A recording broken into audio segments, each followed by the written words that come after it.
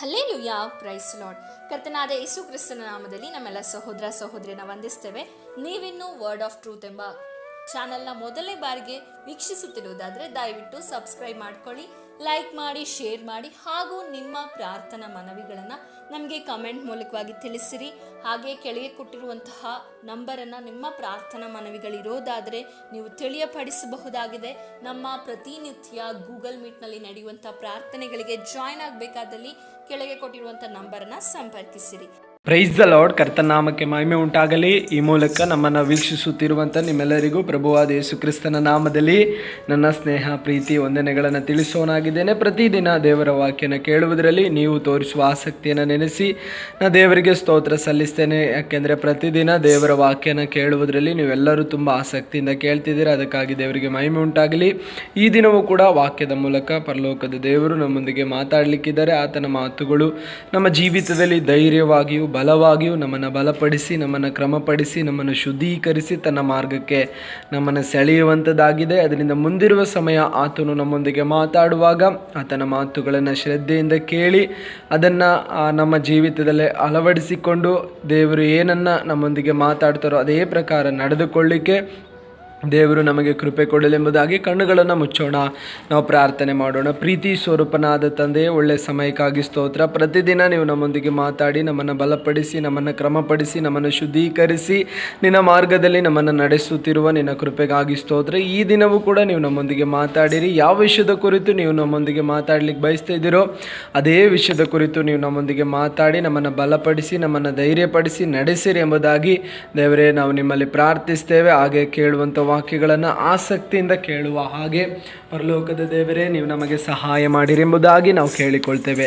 ಎಲ್ಲ ಘನತೆ ನಿನಗೆ, ಯೇಸುವಿನ ನಾಮದಲ್ಲಿ ತಂದೆಯೇ, ಆಮೇನ್. ಈ ದಿನದ ವಾಕ್ಯ ಸಂದೇಶದ ವಿಷಯ ಏನಾಗಿದೆ ಎಂಬುದಾಗಿ ನಾವು ನೋಡೋದಾದರೆ, ಪವಿತ್ರಾತ್ಮ ಭರಿತರಾಗುವುದು ಎಂಬುದಾಗಿರುವಂಥ ವಿಷಯದ ಕುರಿತು ನಾವು ಈ ದಿನ ಧ್ಯಾನ ಮಾಡಲಿಕ್ಕಿದ್ದೇವೆ. ಪವಿತ್ರಾತ್ಮ ಭರಿತರಾಗಿ ನಾವು ಜೀವಿಸಬೇಕು ಅನ್ನೋದೇ ನಮ್ಮ ಪರಲೋಕದ ದೇವರ ಆಸೆಯಾಗಿದೆ. ಅದರಿಂದ ಮುಂದಿನ ದಿನಗಳಲ್ಲಿ ಅಥವಾ ಈ ವಾಕ್ಯನ ಕೇಳುತ್ತಿರುವಾಗಲೇ ಪರಿಶುದ್ಧಾತ್ಮ ಭರಿತರಾಗಿ ನಿಮ್ಮ ಜೀವಿತವನ್ನು ಮುನ್ನಡೆಸಿಕೊಳ್ಳಿಕ್ಕೆ ದೇವರು ನಿಮಗೆ ಸಹಾಯ ಮಾಡಲಿ.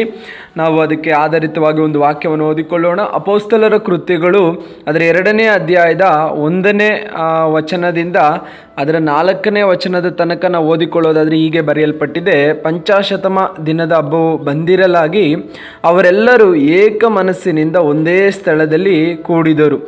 ಆಗ ಬಿರುಗಾಳಿ ಬೀಸಿತೋ ಎಂಬಂತೆ ಪಕ್ಕನೆ ಆಕಾಶದೊಳಗಿಂದ ಒಂದು ಶಬ್ದ ಉಂಟಾಗಿ ಅವರು ಕೂತಿದ್ದ ಮನೆಯಲ್ಲೆಲ್ಲ ತುಂಬಿಕೊಂಡಿತ್ತು. ಅದಲ್ಲದೆ ಉರಿಯುವಂತಿದ್ದ ನಾಲಿಗೆಗಳು ವಿಂಗಡಿಸಿಕೊಳ್ಳುವ ಹಾಗೆ ಅವರಿಗೆ ಕಾಣಿಸಿ ಅವರಲ್ಲಿ ಒಬ್ಬೊಬ್ಬರ ಮೇಲೆ ಒಂದೊಂದಾಗಿ ಕೂತುಕೊಂಡವು. ಆಗ ಅವರೆಲ್ಲರೂ ಪವಿತ್ರಾತ್ಮ ಭರಿತರಾಗಿ ಆ ಆತ್ಮ ತಮಗೆ ನುಡಿಯುವ ಶಕ್ತಿಯನ್ನು ಕೊಡುವ ಪ್ರಕಾರ ಬೇರೆ ಬೇರೆ ಭಾಷೆಗಳಿಂದ ಮಾತಾಡುವುದಕ್ಕೆ ಪ್ರಾರಂಭಿಸಿದರು. ಅದರ 4ನೇ ವಚನನ ತಿರುಗಿ ನಾನು ಓದ್ತೇನೆ. ಆಗ ಅವರೆಲ್ಲರೂ ಪವಿತ್ರಾತ್ಮ ಭರಿತರಾಗಿ ಆ ಆತ್ಮ ತಮಗೆ ನುಡಿಯುವ ಶಕ್ತಿಯನ್ನು ಕೊಡುವ ಪ್ರಕಾರ ಬೇರೆ ಬೇರೆ ಭಾಷೆಗಳಿಂದ ಮಾತಾಡುವುದಕ್ಕೆ ಪ್ರಾರಂಭಿಸಿದರು. ಅಲ್ಲಿ ಹೀಗೆ ಬರೆಯಲ್ಪಟ್ಟಿದೆ, ಆಗ ಅವರೆಲ್ಲರೂ ಪವಿತ್ರಾತ್ಮ ಭರಿತರಾದರು ಎಂಬುದಾಗಿ. ಹಾಗಾದರೆ ಯಾರೆಲ್ಲ ಪವಿತ್ರಾತ್ಮ ಭರಿತರಾದರು ಎಂಬುದಾಗಿ ನಾವು ನೋಡಬೇಕಂದ್ರೆ, ಯಾರೆಲ್ಲ ಪರಿಶುದ್ಧಾತ್ಮ ಭರಿತರಾಗಿ ತುಂಬಲ್ಪಟ್ಟರು ಎಂಬುದಾಗಿ ನಾವು ಅದನ್ನು ಗ್ರಹಿಸಿಕೊಳ್ಬೇಕಾದ್ರೆ ಅದರ 1ನೇ ಅಧ್ಯಾಯದ 15ನೇ ವಚನನ ನಾನು ಓದ್ತೇನೆ. ಆಗ ಯಾರೆಲ್ಲ ಪವಿತ್ರಾತ್ಮ ಭರಿತರಾದರು ಎಂಬುದಾಗಿ ನಾವು ತಿಳ್ಕೊಳ್ಳಿಕ್ಕೆ ಸಾಧ್ಯವಾಗ್ತದೆ. 1ನೇ ಅಧ್ಯಾಯದ 15ನೇ ವಚನ. ಆ ದಿವಸಗಳಲ್ಲಿ ಸುಮಾರು 120 ಮಂದಿ ಸಹೋದರರು ಕೂಡಿ ಬಂದಿರಲಾಗಿ. ನೋಡಿ ಎಷ್ಟು ಜನ ಇದ್ದಾರೆ, 120 ಮಂದಿ ಕೂಡಿ ಬಂದಿದ್ದಾರೆ. ಎಲ್ಲಿ? ಒಂದೇ ಸ್ಥಳದಲ್ಲಿ ಏಕ ಮನಸ್ಸಿನಿಂದ 120 ಮಂದಿ ಅಲ್ಲಿ ಸೇರಿ ಬಂದಿದ್ದಾರೆ. ಆ 120 ಮಂದಿಯ ಒಂದಿಗೆ ಅಪೋಸ್ತಲರು ಕೂಡ ಇದ್ದಾರೆ. ಅಪೋಸ್ತಲರಾದ ಅವರೊಂದಿಗೆ ಈ 120 ಮಂದಿ ಅಥವಾ ಎಲ್ಲರೂ ಸೇರಿ 120 ಮಂದಿ ಒಂದೇ ಸ್ಥಳದಲ್ಲಿ ಒಂದೇ ಉದ್ದೇಶಕ್ಕೋಸ್ಕರ ಬಂದು ದೇವರ ಸನ್ನಿಧಿಯಲ್ಲಿ ಸೇರಿದ್ದಾರೆ. ನಾವು ನೋಡ್ಬೋದು ಯೇಸು ಸ್ವಾಮಿಯ ಅಪೋಸ್ತಲರು ಯೇಸು ಸ್ವಾಮಿ ಸ್ವರ್ಗ ಆರೋಹಣ ಆಗುವುದಕ್ಕಿಂತ ಮುಂಚಿತವಾಗಿ ಒಂದು ವಾಗ್ದಾನವನ್ನು ಹೊಂದಿಕೊಳ್ತಾರೆ. ಅದು ಅಪೊಸ್ತಲರ ಕೃತ್ಯಗಳು 1ನೇ ಅಧ್ಯಾಯ 8ನೇ ವಚನದಲ್ಲಿ ಹೀಗಿದೆ: ಆದರೆ ಪವಿತ್ರಾತ್ಮನು ನಿಮ್ಮ ಮೇಲೆ ಬರಲು ನೀವು ಬಲವನ್ನು ಹೊಂದಿ ಯೆರೂಸಲೇಮಿನಲ್ಲಿಯೂ ಎಲ್ಲ ಯೂದಾಯ ಸಮರಿಯ ಸೀಮೆಗಳಲ್ಲಿಯೂ ಲೋಕದ ಕಟ್ಟಕಡೆವರೆಗೂ ನನಗೆ ಸಾಕ್ಷಿಗಳಾಗಿರಬೇಕು ಅಂದನು. ಯೇಸು ಸ್ವಾಮಿ ಸ್ವರ್ಗ ಆರೋಹಣ ಆಗುವುದಕ್ಕಿಂತ ಮುಂಚಿತವಾಗಿ ತನ್ನ ಶಿಷ್ಯರೊಂದಿಗೂ ಉಳಿದ ಅಲ್ಲಿರುವಂಥ ಜನರೊಂದಿಗೂ ಯೇಸು ಸ್ವಾಮಿ ವಾಗ್ದಾನವಾಗಿ ಹೇಳ್ತಿದ್ದಾರೆ, ನೀವು ಕಾದ್ಕೊಂಡಿರಿ, ಇಲ್ಲೇ ಕಾದ್ಕೊಂಡಿದ್ದು ಪವಿತ್ರಾತ್ಮ ನಿಮ್ಮ ಮೇಲೆ ಬಂದಾಗ ನೀವು ಹೊಸ ಬಲವನ್ನು ಹೊಂದಿಕೊಳ್ತೀರ. ಆ ಬಲದೊಂದಿಗೆ ಲೋಕದಲ್ಲೆಲ್ಲ ಹರಡಿ ನನಗೆ ಸಾಕ್ಷಿಗಳಾಗಿರಿ ಎಂಬುದಾಗಿ ಯೇಸು ಸ್ವಾಮಿ ಹೇಳೋದನ್ನು ನಾವು ನೋಡ್ತೀವಿ. ಹಾಗೆ ವಾಗ್ದಾನ ಮಾಡಿದ ಪರಿಶುದ್ಧಾತ್ಮನ ಹೊಂದಿಕೊಳ್ಳುವ ತನಕ ತಾವು ಒಂದೇ ಸ್ಥಳದಲ್ಲಿ ಹೆಚ್ಚು ಕಡಿಮೆ 10 ದಿನ ದೇವರ ಆ ವಾಗ್ದಾನದ ಪರಿಶುದ್ಧಾತ್ಮನಿಗಾಗಿ ಕಾಯ್ದುಕೊಂಡಿದ್ರು. ಯಾರಂದರೆ 120 ಮಂದಿ ಜೊತೆಗೆ ಅಪೋಸ್ತಲರ ಜೊತೆಗೆ ಒಟ್ಟಾಗಿ 120 ಮಂದಿ ಒಂದು ಸ್ಥಳದಲ್ಲಿ ಏನಕ್ಕಾಗಿ ಕಾಯ್ಕೊಂಡಿದ್ದಾರೆ ಅಂದರೆ ಪರಿಶುದ್ಧಾತ್ಮನ ಬಲಕ್ಕಾಗಿ, ಪರಿಶುದ್ಧಾತ್ಮನ ಶಕ್ತಿಗಾಗಿ, ಆ ಪರಿಶುದ್ಧಾತ್ಮನ ತುಂಬಲ್ಪಡುವಿಕೆಗಾಗಿ ಕಾಯ್ಕೊಂಡಿದ್ದಾರೆ. ಹೇಗೆ ಕಾಯ್ಕೊಂಡಿದ್ದಾರೆ ಅಂದರೆ ಒಂದೇ ಮನಸ್ಸಿನಿಂದ, ಏಕ ಮನಸ್ಸಿನಿಂದ.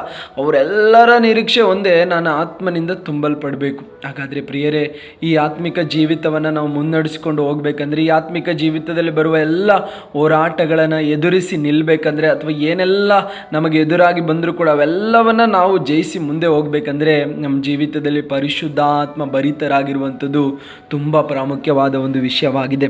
ಈಗ ನೋಡ್ಬೋದು 120 ಮಂದಿ ಇದ್ದಾರೆ. ಅದರಲ್ಲಿ ಅಪೋಸ್ತಲರನ್ನು ನಾವು ನೋಡೋದಾದರೆ ಯೇಸು ಸ್ವಾಮಿಯ ಆ ಮರಣದ ನಂತರ, ಊಣಿಡುವಿಕೆಯ ನಂತರ ಯೇಸು ಸ್ವಾಮಿ ಪುನರುತ್ಥಾನಗೊಂಡರು. ಆದರೂ ಕೂಡ ಅವರು ಸ್ಪಷ್ಟವಾಗಿ ಅದನ್ನು ಅರಿಯದೆ ಯೋಹಾನನ ಬರೆದ ಸುವಾರ್ತೆ 19ನೇ ಅಧ್ಯಾಯಕ್ಕೆ ಬರುವಾಗ ಯಹೂದ್ಯರಿಗೆ ಭಯಪಟ್ಟು ಅಪೊಸ್ತಲರು ಏನಾಗಿದ್ದಾರೆ, ಮನೆ ಬಾಗಿಲನ್ನು ಮುಚ್ಚಿಕೊಂಡು ಮನೆ ಒಳಗಡೆ ಕುಂತಿದ್ದಾರೆ. ಯಹೂದ್ಯರ ಭಯದಿಂದ ಎಲ್ಲಿ ಕುಂತಿದ್ದಾರೆ? ಮನೆ ಒಳಗಡೆನೇ ಕುಂತಿದ್ದಾರೆ. ಎಲ್ಲೂ ಹೋಗ್ಲಿಕ್ಕೆ ಆಗ್ತಾ ಇಲ್ಲ ಅವ್ರಿಗೆ. ಎಲ್ಲಾದರೂ ಹೋದರೆ ಯಹೂದ್ಯರು ನಮ್ಮನ್ನು ಹಿಡಿದು ಏನಾದರೂ ಮಾಡಿಬಿಡ್ತಾರೆ. ಯಾಕೆಂದರೆ ನಮ್ಮ ಗುರುವಾದ ಯೇಸು ಸ್ವಾಮಿಯನ್ನೇ ಅವರು ಶಿಲುಬೆಗೇರಿಸಿದ್ದಾರೆ. ನಮ್ಮನ್ನು ಕೂಡ ಏನು ಬೇಕಾದರೂ ಅವ್ರು ಮಾಡ್ಬೋದೆಂಬ ಭಯ, ನಮ್ಮನ್ನು ಕೂಡ ಶಿಕ್ಷಿಸ್ಬೋದೆಂಬ ಭಯ ಅವರೊಳಗಡೆ ಇದ್ದುಕೊಂಡು ಅವ್ರು ಏನು ಮಾಡ್ತಾಯಿದ್ದಾರೆ, ಏನು ಮಾಡಲಿಕ್ಕೆ ಹೋಗ್ತಾಯಿಲ್ಲ, ಮನೆ ಬಾಗಿಲನ್ನು ಮುಚ್ಚಿಕೊಂಡು ಸುಮ್ಮನೆ ಕುಂತಿದ್ದಾರೆ ಭಯದಿಂದ. ಎರಡನೇದಾಗಿ ನಾವು ನೋಡ್ಬೋದು, ಪೇತ್ರ ಎದ್ದು ಹೇಳ್ತಾ ಇದ್ದಾನೆ, ನಾನಂತೂ ನನ್ನ ಕೆಲಸಕ್ಕೆ ಮತ್ತೆ ಹೋಗ್ತೀನಿ, ಮೀನು ಹಿಡಿಯೋದಕ್ಕೆ ನೀವು ಬರ್ತೀರಾ? ಅಥವಾ ನನ್ನ ಕೆಲಸ ನಾನು ಮುಂದುವರಿಸ್ತೀನಿ ಅಂದಾಗ ಎಲ್ಲರೂ ಹೇಳ್ತಾರೆ, ನಡಿಯಪ್ಪ ನಾನು ಬರ್ತೀನಿ ಅಂತ ತಿರುಗಿ ಅವರ ಆ ಬಿಟ್ಟು ಬಂದ ಕೆಲಸಕ್ಕೆ ಮತ್ತೆ ಹೋಗೋದನ್ನು ನಾವು ನೋಡ್ತೇವೆ. ಅವ್ರಿಗೆ ಒಳ್ಳೆ ಕೆಲಸನ ಯೇಸು ಸ್ವಾಮಿ ಈಗಾಗಲೇ ಭೂಮಿ ಮೇಲೆ ಕೊಟ್ಟಿದ್ದಾರೆ, ತನ್ನ ಅಪೋಸ್ತಲರಾಗಿ ಆರಿಸಿಕೊಂಡಿದ್ದಾರೆ. ಆದರೂ ಕೂಡ ಆ ಜವಾಬ್ದಾರಿಯನ್ನು ಮರೆತು ತಿರುಗಿ ಅವರು ಮೀನು ಹಿಡಿಯುವ ಕೆಲಸಕ್ಕೆ ಹೋದರು. ಒಂದನೇದಾಗಿ ಭಯಪಟ್ಟರು, ಎರಡನೇದಾಗಿ ಹಿಂಜರಿದು ಹೋದರು. ಅಂದರೆ ತಮ್ಮ ಜವಾಬ್ದಾರಿಯಿಂದ ಹಿಂಜರಿದು ಹೋದರು. ಈಗೆಲ್ಲ ಇದ್ದಂಥ ಆ ಶಿಷ್ಯರನ್ನು ಯೇಸು ಸ್ವಾಮಿ ತಿರುಗಿ ಸಂಧಿಸಿ ಆ ಪುನರುತ್ಥಾನದ ಶರೀರದೊಂದಿಗೆ ಅವರೊಂದಿಗೆ ಮಾತಾಡಿ ಅವರನ್ನು ಬಲಪಡಿಸಿ ಅದರೊಂದಿಗೆ ಒಂದು ವಾಗ್ದಾನವನ್ನು ಕೊಡ್ತಾ ಇದ್ದಾರೆ. ನಿಮ್ಮ ಜೀವಿತದಲ್ಲಿರುವ ಎಲ್ಲ ಬಲಹೀನತೆಗಳು ನೀಗಿ ನೀವು ನನಗಾಗಿ ಉಪಯೋಗಿಸಲ್ಪಡುವ ಒಂದು ಪಾತ್ರೆಯಾಗಿ ಮಾರ್ಪಡಬೇಕಂದ್ರೆ ಪರಿಶುದ್ಧಾತ್ಮನಿಂದ ನೀವು ತುಂಬಲ್ಪಡಬೇಕು, ಪರಿಶುದ್ಧಾತ್ಮ ಭರಿತರಾಗಿ ಮಾರ್ಪಡಬೇಕು, ಪರಿಶುದ್ಧಾತ್ಮನು ನಿಮ್ಮೊಳಗಡೆ ಪೂರ್ತಿಯಾಗಿ ನಿಮ್ಮನ್ನು ತುಂಬಿಸಬೇಕು. ಆಗ ಮಾತ್ರವೇ ನೀವು ನನಗೋಸ್ಕರ ಉಪಯೋಗಿಸಲ್ಪಡಲಿಕ್ಕೆ ಸಾಧ್ಯ. ಹಾಗಾದರೆ ಆ ಪರಿಶುದ್ಧಾತ್ಮ ಭರಿತರಾಗುವ ತನಕ ಈ ಸ್ಥಳದಲ್ಲಿ ಕಾದುಕೊಂಡಿರಿ ಎಂಬುದಾಗಿ ತನ್ನ ಶಿಷ್ಯರಿಗೆ ಮಾರ್ಗದರ್ಶನ ಕೊಟ್ಟು ಹಾಗೆ ಅದರೊಂದಿಗೆ ವಾಗ್ದಾನ ಕೊಟ್ಟು ಯೇಸು ಸ್ವಾಮಿ ಸ್ವರ್ಗಾರೋಹಣದನ್ನು ನಾವು ನೋಡ್ತೀವಿ. ಅದರಾದ ನಂತರ 2ನೇ ಅಧ್ಯಾಯದಲ್ಲಿ ನಾವು ಈಗಾಗಲೇ ಓದಿಕೊಂಡ ವಚನದಲ್ಲಿ ಆ ಪರಿಶುದ್ಧಾತ್ಮನ ಅನುಭವಕ್ಕಾಗಿ ಕಾದುಕೊಂಡಿದ್ದ 120 ಮಂದಿಯ ಮೇಲೂ ಕೂಡ ಪರಿಶುದ್ಧಾತ್ಮನ ಏನು ಮಾಡಿದ್ರು, ಇಳಿದು ಬಂದು ಅವರನ್ನು ತುಂಬಿಸಿದ್ರು. ಅವರನ್ನು ಹೇಗೆ ತುಂಬಿಸಿದ್ರು ಅಂದರೆ ಭರಿತರಾದರು, ಪರಿಶುದ್ಧಾತ್ಮ ಭರಿತರಾದರು. ಅರ್ಧ ಅಷ್ಟು ತುಂಬಿಸಲಿಲ್ಲ, ಫುಲ್ಲು ತುಂಬಿ ತುಳುಕುವಷ್ಟು ಅವರನ್ನು ಪರಿಶುದ್ಧಾತ್ಮನು ತುಂಬಿಸಿದ್ದನ್ನು ನಾವು ನೋಡ್ತೀವಿ. ಹಾಗಾದರೆ ಪರಿಶುದ್ಧಾತ್ಮ ಭರಿತರಾದಾಗ ಅವ್ರು ಏನು ಮಾಡ್ಲಿಕ್ಕೆ ಪ್ರಾರಂಭ ಮಾಡಿದ್ರು? ಅದೇ ಅಪೊಸ್ತಲರ ಕೃತ್ಯಗಳು 2ನೇ ಅಧ್ಯಾಯ 14ನೇ ವಚನವನ್ನು ನಾವು ಓದಿಕೊಳ್ಳೋದಾದರೆ, ಆಗ ಪೇತ್ರನು 11 ಮಂದಿ ಅಪೊಸ್ತಲರ ಸಹಿತ ಎದ್ದು ನಿಂತು ಗಟ್ಟಿಯಾದ ಧ್ವನಿಯಿಂದ ಅವರಿಗೆ ಹೀಗೆ ಪ್ರಸಂಗ ಮಾಡಿದನು. ನಾವು ನೋಡ್ಬೋದು, ಪರಿಶುದ್ಧಾತ್ಮ ಭರಿತರಾದಾಗ ಅವರೊಳಗಡೆ ಧೈರ್ಯ ಬಂತು, ಅವರೊಳಗಡೆ ಬಲ ಬಂತು, ಅವರೊಳಗಡೆ ಶಕ್ತಿ ಬಂತು. ಅದಕ್ಕೆ ಪೇತ್ರನು ಭಯಪಟ್ಟು ಅಥವಾ ತನ್ನೊಂದಿಗಿದ್ದಂತೆ ಎಲ್ಲರೂ ಸೇರಿ ಭಯಪಟ್ಟು ಯಹೂದ್ಯರಿಗೆ ಮನೆ ಬಾಗಿಲುಗಳನ್ನ ಮುಚ್ಕೊಂಡಿದ್ರು. ಮತ್ತು ಭಯಪಟ್ಟು ತನ್ನ ಜೀವಿತದಲ್ಲಿ ನಾನು ದುಡಿದೇ ಹೋದರೆ ನನಗಿನ್ನೇನು ಎಂಬುದಾಗಿ ಹಿಂಜರಿದು ಹೋದರು, ತನ್ನ ಕೆಲಸಗಳಿಗೆ ಹೋದರು. ಆದರೆ ಈಗ ಪರಿಶುದ್ಧಾತ್ಮ ಭರಿತರಾದಾಗ ಅವರು ಎದ್ದು ನಿಂತು ಮಾತಾಡ್ತಾ ಇದ್ದಾರೆ, ಎದ್ದು ನಿಂತು ಕ್ರಿಸ್ತನ ಬಗ್ಗೆ ಸಾರಿ ಹೇಳ್ತಾ ಇದ್ದಾರೆ, ಕ್ರಿಸ್ತನ ಸಾಕ್ಷಿಗಳಾಗಿ ಜೀವಿಸಲಿಕ್ಕೆ ತಮ್ಮನ್ನು ಒಪ್ಪಿಸಿಕೊಡ್ತಾ ಇದ್ದಾರೆ. ಇಲ್ಲಿ ನೋಡ್ಬೋದು, ಆಗ ಪೇತ್ರನು 11 ಮಂದಿ ಸಹಿತ ಅಲ್ಲಿ ನೋಡಿ ಅಪೊಸ್ತಲರು ಉಳಿದ ಎಲ್ಲರ ಸಹಿತ ಎದ್ದು ನಿಲ್ತಾ ಇದ್ದಾರೆ. ಅಂದರೆ ಇವತ್ತಿನವರೆಗೂ ಅಥವಾ ಅಲ್ಲಿಯ ತನಕ ತುಂಬ ಭಯದಿಂದ ಕುಂತಿದ್ರು, ಆದರೆ ಪರಿಶುದ್ಧಾತ್ಮ ಭರಿತರಾದಾಗ ಎದ್ದು ಕರ್ತನಿಗಾಗಿ ಮಿಣುಗುವುದನ್ನು ನಾವು ನೋಡ್ತೀವಿ. ಹಾಗಾದರೆ ಪ್ರಿಯರೇ, ನಾವು ಕೂಡ ಆತ್ಮ ಭರಿತರಾಗುವಾಗ ಅನೇಕ ವಿಷಯಗಳಲ್ಲಿ ಕರ್ತನಿಗಾಗಿ ಎದ್ದು ಅನೇಕ ಕಾರ್ಯಗಳನ್ನು ಮಾಡಲಿಕ್ಕೆ ಸಾಧ್ಯವಾಗ್ತದೆ. ನಾವು ಪವಿತ್ರಾತ್ಮ ಭರಿತರಾದ್ರೇ ಅನೇಕ ವಿಷಯಗಳನ್ನು ಕರ್ತನ ರಾಜ್ಯದ ಮಹಿಮೆಗಾಗಿ ನಾವು ಮಾಡಲಿಕ್ಕೆ ಸಾಧ್ಯವಾಗ್ತದೆ. ಹಾಗಾದರೆ ಈ ಪರಿಶುದ್ಧಾತ್ಮ ಭರಿತವಾದ ಜೀವಿತವನ್ನು ಬರೀ ಒಂದೇ ಬಾರಿ ಮಾತ್ರ ಅವರು ಹೊಂದಿಕೊಂಡಿದ್ದ? ಅದು ಪರಿಶುದ್ಧಾತ್ಮ ಭರಿತವಾದ ಜೀವಿತವನ್ನು ನಿರಂತರವಾಗಿ ಅವರು ಭರಿತವಾಗಿರಲಿಕ್ಕೆ ಪ್ರಾರಂಭಿಸಿದ್ರು. ಅಪೊಸ್ತಲರ ಕೃತ್ಯಗಳು 4ನೇ ಅಧ್ಯಾಯದ 8ನೇ ವಚನನ ನಾವು ಓದಿಕೊಳ್ಳೋದಾದ್ರೆ ಹೀಗೆ ಬರೆಯಲ್ಪಟ್ಟಿದೆ, ಪೇತ್ರನು ಪವಿತ್ರಾತ್ಮ ಭರಿತನಾಗಿ, ಅಲ್ಲಿ ಪರಿಶುದ್ಧಾತ್ಮ ಭರಿತನಾಗಿ ತಿರುಗೊಂದಾವರ್ತಿ ತನ್ನನ್ನು ದೂಷಿಸಿ ತನ್ನನ್ನು ಎದುರಿಸಿರುತ್ತಿರುವಂಥ ಅಧಿಕಾರಿಗಳೊಂದಿಗೆ ಆತನ ಧೈರ್ಯವಾಗಿ ಮಾತಾಡ್ತಾ ಇದ್ದಾನೆ. ತನ್ನ ಬಗ್ಗೆ ಬೇಡದಿರುವಂಥ ಅಭಿಪ್ರಾಯಗಳನ್ನು ಅಲ್ಲಿರುವ ಜನರಿಗೆ ಗದ್ದಲೆಯಾಗಿ ಹುಟ್ಟಿಸಿರುವಂಥ ಅಧಿಕಾರಿಗಳೊಂದಿಗೆ ಪೇತ್ರ ಹೇಗೆ ಮಾತಾಡ್ತಾ ಇದ್ದಾನೆ ಅಂದರೆ ಧೈರ್ಯವಾಗಿ ಮಾತಾಡ್ತಾ ಇದ್ದಾನೆ. ಧೈರ್ಯವಾಗಿ ಮಾತಾಡಲಿಕ್ಕೆ ಕಾರಣ ಏನಂದರೆ ಆತನು ಪರಿಶುದ್ಧಾತ್ಮ ಭರಿತನಾಗಿದ್ದ. ಪರಿಶುದ್ಧಾತ್ಮ ಭರಿತನಾದಂಥ ಪೇತ್ರನು ಎದ್ದು ನಿಂತು ಮಾತಾಡಿದಾಗ ಜನರು ತನ್ನ ಬಗ್ಗೆ ಒಂದು ಹೇಳಿಕೆಯನ್ನು ಕೊಡ್ತಾ ಇದ್ದಾರೆ. ಅದೇ 4ನೇ ಅಧ್ಯಾಯ 13ನೇ ವಚನ ಓದುವಾಗ, ಪೇತ್ರ ಯೋಹಾನರು ಧೈರ್ಯದಿಂದ ಮಾತಾಡುವುದನ್ನು ಆ ಸಭಿಕರು ನೋಡಿ ಅವರು ಶಾಸ್ತ್ರ ಅಭ್ಯಾಸ ಮಾಡದ ಸಾಧಾರಣರೆಂದು ತಿಳಿದು ಆಶ್ಚರ್ಯಪಟ್ಟರು. ಅಲ್ಲಿ ನೋಡ್ರಿ, ಅವರೊಂದು ಅಭಿಪ್ರಾಯ ಹೇಳ್ತಾ ಇದ್ರು, ಇವ್ರು ನೋಡಿದ್ರೆ ಶಾಸ್ತ್ರ ಅಭ್ಯಾಸನೇ ಇಲ್ಲ, ಆದರೂ ಕೂಡ ಇಷ್ಟು ಧೈರ್ಯದಿಂದ ಹೇಗೆ ಮಾತಾಡ್ತಾರೆ ಇವರು ಎಂಬುದಾಗಿರುವಂಥ ಆ ಒಂದು ಪ್ರಶ್ನೆ ಅಲ್ಲಿರುವಂಥ ಜನರಲ್ಲಿ, ಅಲ್ಲಿರುವಂಥ ಅಧಿಕಾರಿಗಳಲ್ಲಿ, ಅಲ್ಲಿರುವಂಥ ಶಾಸ್ತ್ರಿಗಳಲ್ಲಿ ಬಂದದ್ದನ್ನು ನಾವು ನೋಡ್ತೇವೆ. ಯಾಕೆ ಇವರಲ್ಲಿ ಒಂದು ಪ್ರಶ್ನೆ ಬಂತಂದರೆ, ಇವರು ಸಾಧಾರಣ ವ್ಯಕ್ತಿಗಳು, ಆದರೆ ಪರಿಶುದ್ಧಾತ್ಮ ಆದಾಗ, ಪರಿಶುದ್ಧಾತ್ಮ ಭರಿತರಾದ ಜೀವಿತವನ್ನು ಪ್ರಾರಂಭಿಸಿದಾಗ ಅಸಾಧಾರಣವಾದ ವ್ಯಕ್ತಿಗಳಾದರು. ಅವರ ಮಾತಿನಲ್ಲಿ ಒಂದು ಶಕ್ತಿ, ಅವರ ಮಾತಿನಲ್ಲಿ ಒಂದು ಧೈರ್ಯ, ಅವರ ಮಾತಿನಲ್ಲಿ ಒಂದು ಸ್ತೋತ್ರ, ಆ ಪ್ರಕಟವಾದ ಶಕ್ತಿಯನ್ನು ಅವರು ನೋಡಿದಾಗ ಆ ಜನರೆಲ್ಲ ಬೆಚ್ಚಿ ಬೆರಗಾದರು, ಆಶ್ಚರ್ಯಪಟ್ಟರು. ಸಾಧಾರಣವಾಗಿರುವಂಥ ಇವರು ಏನು ಹೀಗೆ ಮಾತಾಡ್ತಾ ಇದ್ದಾರಲ್ಲ, ಅದಕ್ಕೆ ಕಾರಣ ಒಂದೇ, ಅವರ ಆತ್ಮಭರಿತವಾದ ಜೀವಿತ. ಅವರು ಸ್ಪಿರಿಟ್ಫುಲ್ ಆಗಿದ್ದರು, ಆತ್ಮನಿಂದ ತುಂಬಲ್ಪಟ್ಟಿದ್ರು. ಪ್ರಿಯರೇ, ನಮ್ಮ ಜೀವಿತದಲ್ಲಿ ಕೂಡ ನಾವು ಭಯಪಡುವಂಥ ವ್ಯಕ್ತಿಗಳಾಗಿರ್ಬೋದು, ಅನೇಕ ವಿಷಯಗಳಲ್ಲಿ ಹಿಂಜರಿಯುವಂಥ ವ್ಯಕ್ತಿಗಳಾಗಿರ್ಬೋದು, ಅನೇಕ ಬಾರಿ ಧೈರ್ಯ ಇಲ್ಲದೆ ಇರುವಂಥ, ಜ್ಞಾನ ಇಲ್ಲದೆ ಇರುವಂಥ ವ್ಯಕ್ತಿಗಳಾಗಿರ್ಬೋದು. ಆದರೆ ಆತ್ಮಭರಿತರಾಗುವಾಗ ನಮಗೆ ದೇವರು ಧೈರ್ಯವನ್ನು ಕೊಡ್ತಾರೆ. ಆತ್ಮಭರಿತರಾಗುವಾಗ ದೇವರು ಯಾವ ವಿಷಯಗಳಲ್ಲೂ ಹಿಂದೆ ಹೋಗದೆ ಮುಂದೆ ಹೋಗಲಿಕ್ಕೆ ದೇವರು ಸಹಾಯ ಮಾಡ್ತಾರೆ. ಆತ್ಮಭರಿತರಾದಾಗ ನಮಗೆ ಜ್ಞಾನ ಇಲ್ಲದೆ ಹೋದರೂ ದೇವರು ಜ್ಞಾನದಿಂದ ತುಂಬಿಸ್ತಾರೆ. ನಾವು ಆತ್ಮಭರಿತರಾಗಿ ನಮ್ಮ ಜೀವಿತವನ್ನು ಮುನ್ನಡೆಸಿಕೊಳ್ಳೋಣ. ಯಾವಾಗಲೂ ಕೂಡ ನಾವು ಆತ್ಮಭರಿತರಾಗಿ ಸ್ಪಿರಿಟ್ಫುಲ್ ಲೈಫನ್ನು ಲೀಡ್ ಮಾಡಲಿಕ್ಕೆ ನಮ್ಮನ್ನು ಒಪ್ಪಿಸಿಕೊಳ್ಳೋಣ. ಆತ್ಮಭರಿತರಾಗಿ ನಾವು ಜೀವಿಸುವಾಗ ಯಾವುದರ ಕುರಿತು ನಾವು ಭಯ ಪಡೋದಿಲ್ಲ, ಎಲ್ಲಿಯೂ ಕೂಡ ನಾವು ಹಿಂದೆ ಹೋಗಲ್ಲ. ನಾನು ಕರ್ತನಿಗಾಗಿ ಮುಂದೆ ಹೋಗ್ತೇನೆ ಎಂಬುದಾಗಿ ಮುಂದೆ ಹೋಗಲಿಕ್ಕೆ ಸಾಧ್ಯವಾಗ್ತದೆ. ಆತ್ಮಭರಿತರಾಗಿ ನಾವು ಜೀವಿಸುವಾಗ ಯಾವತ್ತೂ ಕೂಡ ನಮ್ಮ ಮಾತಿನಲ್ಲಿ ಒಂದು ಭಯ ಕಂಡು ಬರೋದೇ ಇಲ್ಲ. ನಾವು ಧೈರ್ಯವಾಗಿ ಮಾತಾಡಲಿಕ್ಕೆ ಪ್ರಾರಂಭಿಸ್ತೇವೆ, ಧೈರ್ಯವಾಗಿ ಮಾತಾಡಲಿಕ್ಕೆ ಸಾಧ್ಯವಾಗ್ತದೆ. ಹಾಗಾದರೆ ಆತ್ಮಭರಿತರಾಗಿ ಈ ದಿನಗಳಲ್ಲಿ ನಮ್ಮ ಜೀವಿತವನ್ನು ನಾವು ಮುನ್ನಡೆಸಿಕೊಳ್ಳೋಣ. ನಮ್ಮ ಮುಖ್ಯವಾದ ವಿಷಯ ಆತ್ಮಭರಿತರಾಗಿರುವುದು ಎಂಬುದಾಗಿರುವಂಥ ವಿಷಯದ ಕುರಿತು ನಾವು ಈ ದಿನ ಧ್ಯಾನ ಮಾಡಿದ್ದೇವೆ.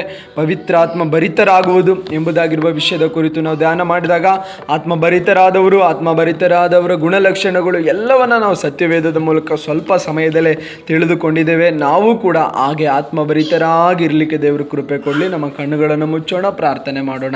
ಪ್ರೀತಿ ಸ್ವರೂಪನಾದ ತಂದೆಯೇ, ಒಳ್ಳೆ ಸಮಯಕ್ಕಾಗಿ ಸ್ತೋತ್ರ. ಆತ್ಮಭರಿತರಾಗಿರುವುದು ಎಂಬುದಾಗಿರುವಂಥ ವಿಷಯದ ಕುರಿತು ದೇವರೇ, ಈ ಸ್ವಲ್ಪ ಸಮಯದಲ್ಲಿ ನಮ್ಮೊಂದಿಗೆ ನೀವು ಮಾತಾಡಿದೆ. ಇನ್ನು ಮುಂದೆ ನಾವು ಆತ್ಮಭರಿತರಾಗಿರುವುದು ದೇವರ ಆತ್ಮಭರಿತರಾಗೆ ನಮ್ಮ ಜೀವಿತವನ್ನು ಮುನ್ನಡೆಸಿಕೊಳ್ಳಿಕ್ಕೆ ನಮಗೆ ಕೃಪೆ ಕೊಡಿರಿ ಸ್ವಾಮಿ. ಆತ್ಮಭರಿತರಾದಂಥ ನಿನ್ನ ಅಪೊಸ್ತಲರನ್ನು ನೀನು ಉಪಯೋಗಿಸಿದ ಹಾಗೆ ನಮ್ಮನ್ನು ಕೂಡ ಆತ್ಮಭರಿತರಾಗಿ ದೇವರೇ ತುಂಬಿಸಿ ನಮ್ಮನ್ನು ಉಪಯೋಗಿಸಿಕೋ ಎಂಬುದಾಗಿ ಪ್ರಾರ್ಥಿಸ್ತೇನೆ. ನಿನ್ನ ಮಕ್ಕಳೊಂದಿಗೆ ನೀನು ಮಾತಾಡಿದ ನಿನ್ನ ಕೃಪೆಗಾಗಿ ಸ್ತೋತ್ರ. ಅವರು ಕೂಡ ಯಾರೆಲ್ಲ ಇನ್ನೂ ಆತ್ಮಭರಿತರಾಗಿಲ್ಲೋ ಅವರೆಲ್ಲ ಆತ್ಮಭರಿತರಾಗಿ ಜೀವಿಸಲಿಕ್ಕೆ ಕೃಪೆ ಕೊಡು. ಎಲ್ಲೆಲ್ಲಿ ಸೋತು ಹೋಗ್ತಾ ಇದ್ದಾರೋ, ಎಲ್ಲೆಲ್ಲಿ ಹಿಂದೆಗಿತಾ ಇದ್ದಾರೋ, ಎಲ್ಲೆಲ್ಲಿ ದೇವರೇ ಮಾತಿನಲ್ಲಿ ಧೈರ್ಯವಿಲ್ಲವೋ ಅಲ್ಲೆಲ್ಲ ದೇವರೇ ಆತ್ಮನಿಂದ ತುಂಬಲ್ಪಟ್ಟ ಜೀವಿತದಿಂದ ತಮ್ಮನ್ನು ನಡೆಸಿಕೊಳ್ಳಿಕ್ಕೆ ಬೇಕಾದ ಕೃಪೆಯನ್ನು ಅನುಗ್ರಹಿಸಿ ಎಂಬುದಾಗಿ ಪ್ರಾರ್ಥಿಸ್ತೇನೆ. ನಿನ್ನ ಕರಚಾಚಿ ನಿನ್ನ ಮಕ್ಕಳನ್ನು ಧೈರ್ಯಪಡಿಸು, ಬಲಪಡಿಸು ದೇವರ ಆತ್ಮನಿಂದ ತುಂಬಿಸಿ ದೇವರೇ ನಿನ್ನ ಮಕ್ಕಳನ್ನು ನೀನು ನಡೆಸಬೇಕು ಸ್ವಾಮಿ. ಸೋತು ಹೋದ ಸ್ಥಳದಲ್ಲಿ ಧೈರ್ಯವಾಗಿ ಎದ್ದು ನಿಂತು ಕ್ರಿಸ್ತನಿಗಾಗಿ ಜೀವಿಸಲಿಕ್ಕೆ ನಿನ್ನ ಮಕ್ಕಳನ್ನು ಆತ್ಮನಿಂದ ತುಂಬಿಸಿ ಎಂಬುದಾಗಿ ಪ್ರಾರ್ಥಿಸ್ತೇನೆ. ಎಲ್ಲ ಘನತೆ ಮಹಿಮೆ ನಿನಗೆ, ಯೇಸುವಿನ ನಾಮದಲ್ಲಿ ತಂದೆಯೇ, ಆಮೇನ್ ಆಮೇನ್. ದೇವರು ತಾನೇ ಈ ವಾಕ್ಯದ ಮೂಲಕ ನಿಮ್ಮನ್ನು ಆಶೀರ್ವದಿಸಲಿ. ನೀವು ಕೇಳಿದ ಹಾಗೆ ಅನೇಕರು ಈ ವಾಕ್ಯನ ಕೇಳುವಾಗೆ ಅನೇಕರಿಗೆ ವಾಕ್ಯವನ್ನು ಕಳಿಸಿಕೊಡಿರಿ. ಹಾಗೆ ನಿಮಗೆ ಯಾವುದಾದ್ರೂ ಪ್ರಾರ್ಥನಾ ಮನವಿಗಳಿರೋದಾದರೆ ಕೆಳಗೆ ಕೊಟ್ಟಿರುವ ನಂಬರ್ಗೆ ನೀವು ಸಂಪರ್ಕಿಸ್ಬೋದು. ನಿಮ್ಮ ಪ್ರಾರ್ಥನಾ ಮನವಿಗಳನ್ನು ತಿಳಿಸುವುದಾದರೆ ನಾವು ನಿಮಗೋಸ್ಕರ ಪ್ರಾರ್ಥಿಸ್ತೇವೆ. ಹಾಗೆ ಗೂಗಲ್ ಮೀಟ್ನ ಪ್ರಾರ್ಥನೆಗೆ ಜಾಯ್ನ್ ಆಗಬೇಕಾದಲ್ಲಿ ಸಂಜೆ 7:30 8 ಮುಕ್ಕಾಲು, ಹಾಗೆ ರಾತ್ರಿಯಲ್ಲಿ ನಡೆಯುವಂಥ ಎಲ್ಲ ಪ್ರಾರ್ಥನೆಗಳಲ್ಲಿ ಜಾಯ್ನ್ ಆಗಬೇಕಾದಲ್ಲಿ ಕೆಳಗೆ ಕೊಟ್ಟಿರುವ ವಾಟ್ಸಪ್ ಗ್ರೂಪ್ಗೆ ನೀವು ಜಾಯ್ನ್ ಆಗಿ ಅದರ ಮೂಲಕ ಲಿಂಕನ್ನು ಪಡ್ಕೊಳ್ಬೋದು. ಹಾಗೆ ಪ್ರತಿ ತಿಂಗಳು 30ನೇ ತಾರೀಕು ರಾಮನಗರದಲ್ಲಿ ಒಂದು ಬಿಡುಗಡೆ ಕೂಟವನ್ನು ನಾವು ಏರ್ಪಡಿಸ್ಕೊಂಡಿದ್ದೇವೆ. ಮುಖ್ಯವಾಗಿ ಮಕ್ಕಳು ಇಲ್ಲದವರಿಗಾಗಿ, ಮದುವೆ ಆಗದವರಿಗಾಗಿ, ಸಾಲದಲ್ಲಿ, ರೋಗದಲ್ಲಿ, ಇನ್ನಿತರ ಸಮಸ್ಯೆಗಳಲ್ಲಿ ಬಳಲುವವರಿಗಾಗಿ, ಅವರ ಬಿಡುಗಡೆಗಾಗಿ ಪ್ರಾರ್ಥಿಸುವಂಥ ಒಂದು ಕೂಟ. ನಿಮಗೆ ಆಸಕ್ತಿ ಇರೋದಾದರೆ ಆ ಕೆಳಗೆ ಕೊಟ್ಟಿರೋ ನಂಬರನ್ನು ಸಂಪರ್ಕಿಸಿ ಆ ಕೂಟದಲ್ಲಿ ನೀವು ಭಾಗವಹಿಸಿ ದೇವರಿಂದ ಅದ್ಭುತವನ್ನು ಹೊಂದಿಕೊಳ್ಳಿ. ದೇವರು ಖಂಡಿತವಾಗಿ ನಿಮ್ಮ ಪರಿಸ್ಥಿತಿಯಲ್ಲಿ ಒಂದು ಬದಲಾವಣೆಯನ್ನು ತರುವವರಾಗಿರ್ತಾರೆ. ಪ್ರತಿ ತಿಂಗಳು 30ನೇ ತಾರೀಕು, ಈ ಆಗಸ್ಟ್ ತಿಂಗಳಲ್ಲಿ 31ಕ್ಕೆ ನಡೆಯುವಂಥದ್ದಾಗಿರ್ತದೆ. Praise the Lord. God bless you. Amen.